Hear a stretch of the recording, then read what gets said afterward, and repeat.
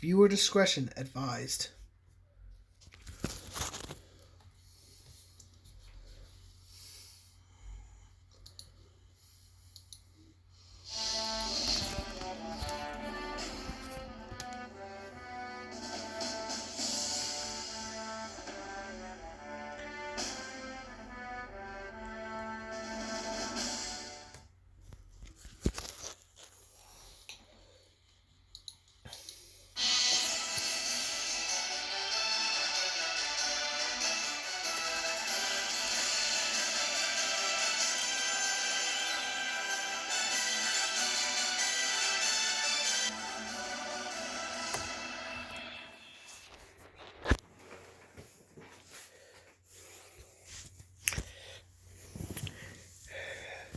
You wanted to see me, Minnie? Yes.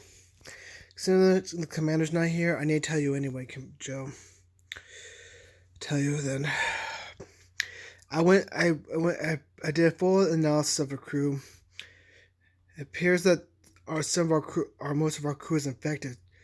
Some kind of sickness. I can't determine what kind it is. Have you made sure they were quarantined? Yes, they are. I have them confined to their quarters. How many of our crew are non-infected? Only a few. I can't determine if that makes it even worse. I don't know what kind of virus we're dealing with, Joe. How close do you come is the commander finding the scientist? I don't know, but as soon as he establishes the comms, Minnie, I'll make sure to contact him so maybe we'll have some answers. Because Commander, because I'm thinking maybe the Zeta virus, but we're not sure. All right. Help our crew as much as you can. Also, have Alice help you. I will. All right, I gotta get to a reaction. All right, Joe. Hi, everybody. Joe Polar here. Welcome to another reaction. Yes, I'm going to be doing the next episode today. I'm going to be doing the one that does the next chapter of the Painted Tears, the Beauty and the Beast adaptation, by Harryfleutv, and I'm pretty sure once comms are probably established, I can probably hopefully the commander will be able to react to the next video. So let's get to it, everybody.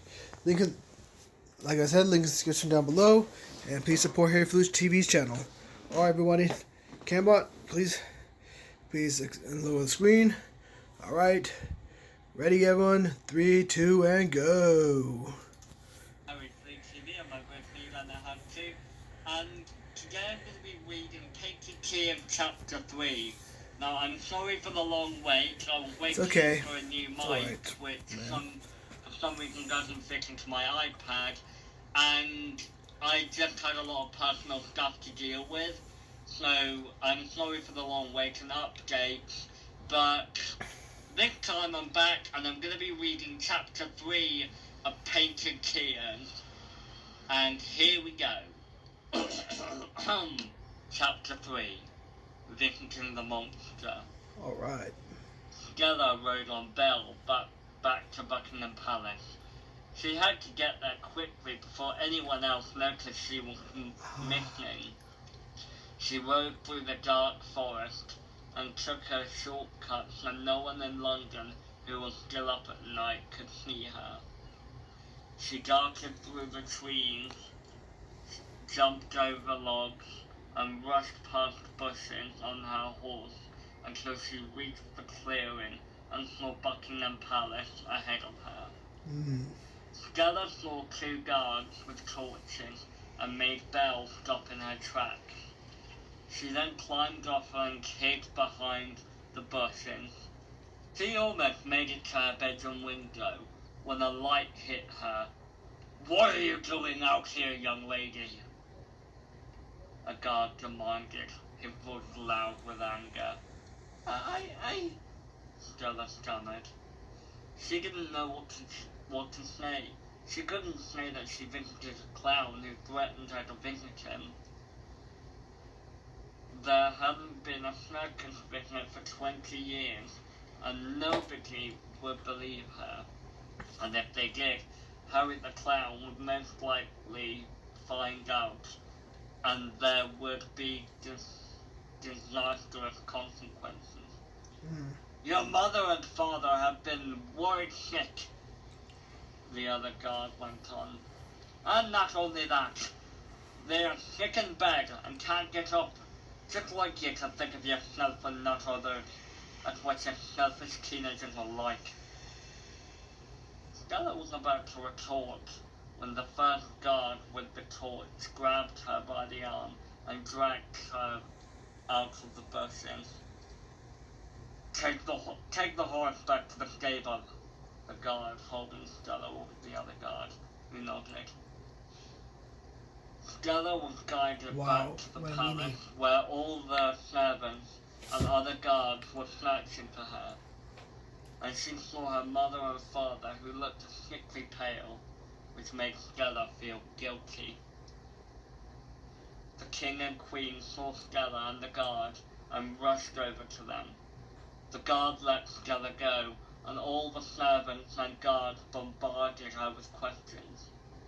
King Benjamin cleared the servants and guards off, and they confronted Stella. They weren't angry, but worried. Stella, where have you been? Queen Martha asked before coughing loudly.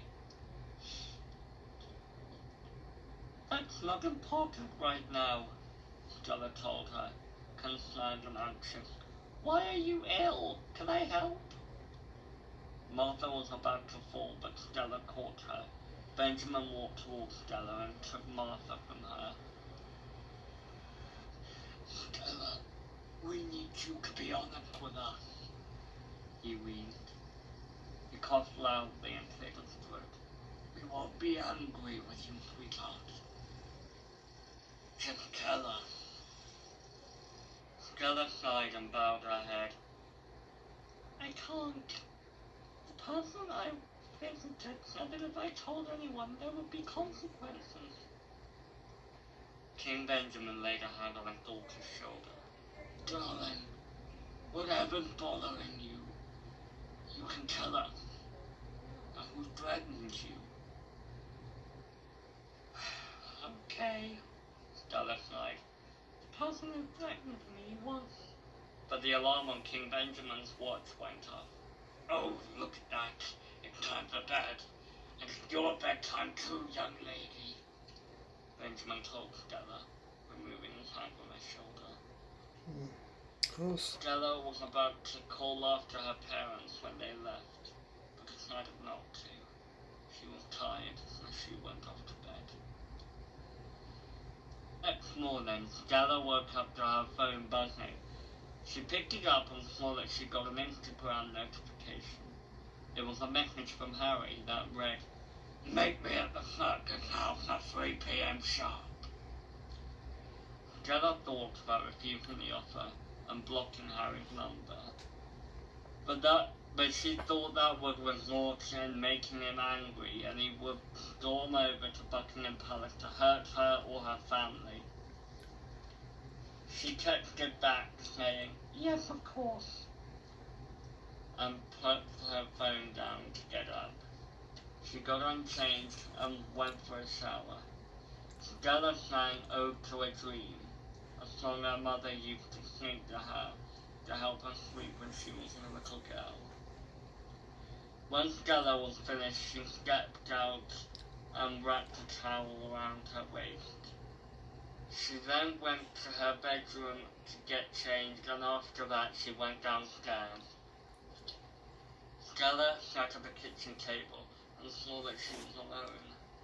The kingdom wasn't massive. There was no duke or royal assistant. There was only the king and queen, the guards, and the servants. Stella wondered where her parents were. Then she saw them come into the dining room. They came and sat down at the table. King Benjamin cleared his throat, and he and Queen Martha directed their attention at Stella. Stella, your sister is coming for about a week. So I'd like you to be extra prepared and ready today. Stella nodded her head in understanding, and King Benjamin clapped his hands. The servants came out with the breakfast food and laid them out on the table. Crikey, they must have been cooking until dawn if they were that quick to serve, Stella thought. They ate their breakfast and Stella decided to go for a walk. She was about to go to the front door when she heard her father call her name again. Stella, can you come over here for a moment? Stella turned around, and her father was right in front of her. He had a look of concern on his face. Where are you going, sweetie? I'm just going out for a walk, Stella told her father. Well, try not to run into any people. The virus that people are worried about is running like a plague. And let me come in with you. I'm concerned as to what might happen. Someone threatened you last night. Okay, Stella agreed. They went outside and took a walk to the forest. Stella tried to steer herself and her father away from the big circus house where Harry resided. They reached a clearing and ended up in a field of flowers. It was the place Stella always went to with her parents as a little girl, where they would have picnics and relax. Come with me, daughter, her father quietly spoke, wheezing from his illness. He gestured Stella to follow, as he did. You know, Stella, I've missed those times where you were a little girl, and we would always come out for a picnic. King Benjamin sat on the grass, and Stella sat next to him. They both looked at the sunset. Stella missed spending time with her father. They didn't always see eye to eye, but were very close, as were she and her mother. Stella, do you know what I see when I look at the sun? Benjamin asked. Stella shook her head. I see us, our souls. When I step in this meadow, I see our souls, and the sun is shining particularly bright, because you're here. The sun is shining on your soul, and seeing through your appearance, and it means that you have a pure soul. Benjamin rested a hand on Stella's, and he smiled. He then coughed loudly and Stella gasped, and her eyes widened in shock. Oh my God! Father, are you alright? Yes, No. Benjamin wheezed, still coughing loudly. Stella stood up and helped Benjamin up on his feet. Let me take you back to Buckingham Palace.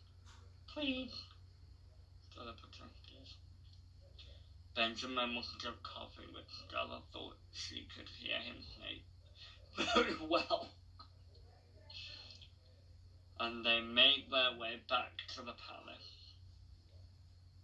Once King Benjamin was in bed with his wife, Stella checked her phone, and it was 3:15 in the afternoon. Stella was horrified to realize that she was late to visit Harry. Good grief! She exclaimed, and hurriedly went outside to fetch Belle. She climbed upon the horse and rode to the forest. She was desperate to get to the circus house. The horse rode quickly past the trees until Stella could see the big house. Once she had reached the big house, Stella made Belle stop in her tracks and climbed off the horse's back. She tied the reins on a pole to keep Belle where she was, and went to the big house. Stella walked up to the house and knocked on the door. After a moment, the door opened and there was Russian strongman Jack. "Hello, young fella," he greeted. "Master Harry is waiting for you." Jack stood aside and Stella slowly walked inside. She was nervous. The thought Harry would yell at her for being late. She looked up on the balcony of the stairs and there stood Harry. He jumped from the balcony and landed on his feet and looked down at Stella. "You are late," he growled. Stella gulped. "Sorry, I was on a little outing with my father," she stammered. Harry tilted his head. "An outing? What outing was it?" Stella was surprised that he'd asked. She was expecting him to say something like, "No excuses," or something along those lines. "Come with me," Harry instructed. He started walking to the living room and Stella followed. As soon as they went in, Stella sat on the comfy chair she sat in last time she came to the house, and Harry followed suit by sitting on the other chair. "So, how's your gaping?" Harry asked. Stella couldn't find the words. She felt so awkward and afraid of looking directly at Harry's clown face. There was a moment or two before she said, "It was great, thanks for asking." She paused before saying, "So, how come you're—" Stella tried to find a polite way of saying "a clown," but she couldn't think of anything. "Why am I a clown?" Harry finished Stella's sentence. "It ain't my fault." "Well, it kind of was, but it's personal. I don't like to talk about it." Harry looked forlorn for a moment. Then he looked up at Stella. "You want to have a tour of the house?" he asked. Stella hesitated before replying with, "Yes, please." So Harry and Stella wandered around the big house. Hold up. And It Stella seems that the was screen is to many blocking of the the way. rooms. The dining room, Seems that the the screen. performance room where Harry used to Sorry, perform his sir. shows, It's alright. the big kitchen, and finally the upstairs. Stella was so enthralled by it all that she didn't realize the time until it was 6 o'clock in the evening. Stella realized when she had received a text from her mother saying, "Darling, where are you?" And she realized what the time was. "Oh my goodness!" Stella shouted. Harry turned to her. What is it?" he asked, panicking. "I have to get back to Buckingham Palace." "Can you come here sometime tomorrow?" Harry asked. Sure," Stella said frantically, before running off to the front door. Harry looked on Elna in surprise. What a nice girl, he thought. Well, ladies and gentlemen, that is it for today. I hope you enjoyed chapter 3 of Painted Tears. I will hopefully narrate more of the story later on, probably next week, and feel free to leave a like and leave a comment. And I'm Harryfleutv. Remember, it's me, you don't have to. Alright. I gotta say, Harry, you did a good job. However, I think you should fix your main title to chapter 3 instead of 4.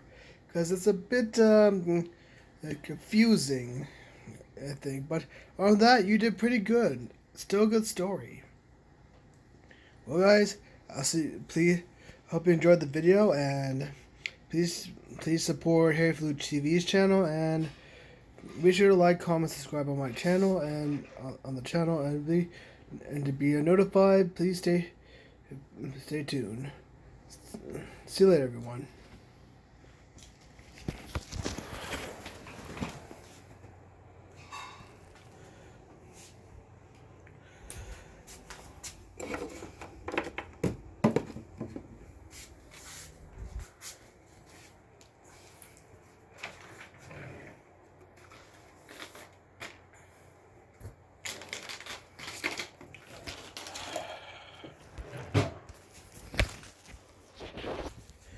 Listen, so you're the scientists?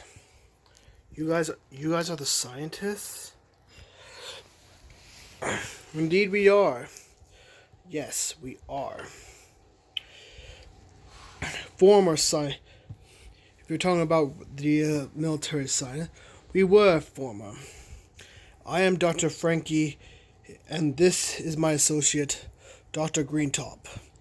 Don't judge by his size, please. For that matter, please. He hates it when people size. No, I will not let them take me back. Not to worry, Greentop. Should they try anything, we have them. We have our Pokemon on our side, and we have the means to contact that battleship Halbud. Understood. Listen, we're not here. We came looking for you. We're not here to harm. We're not here to bring any harm to this planet. We're here. Came here to looking for you guys. We need help looking for a cure. A cure? The Zeta virus. It has struck our galaxy. Interesting. It appears the arrogance finally caught up with them. What are you saying? What am I saying, Commander? Well, then what I'm saying is my question is, should we help you, Retro? First off, my name is it's Commander Grizzly, J Grizzly. These are my officers. These are my crewmates. Jack, my first officer, Jack. My chief science officer, Bendy, and one of the engines and one of my engines on my ship, Leon. And second off, what do you mean? What do you mean? Why should we help? Why won't you help us? Well, why don't we tell you that story now? Tell you that story, Commander. Head to the train. Head inside. Follow us to the train station. Follow us inside the cafe at the train station, Commander. Whenever you're ready, and we'll just tell you why. Maybe you'll understand our story once we tell you.